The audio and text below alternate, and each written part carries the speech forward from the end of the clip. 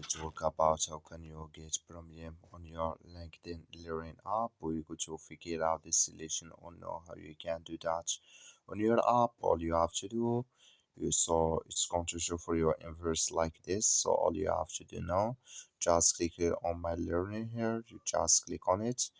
When you click on it, it's going to take you to this list here on your profile. Then all you have to do now, just go above your photo profile, click on it.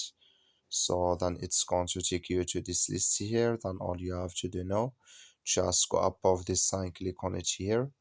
So when you click on it, it's going to take you to this list. You click here on try LinkedIn Learning for free here. So then it's going to take you to this list. And here can you select if you want to add month here or year.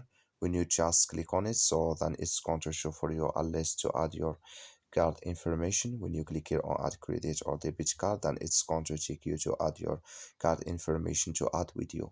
That's all you have to do. Thank you for watching. Don't forget to support us by liking, subscribe.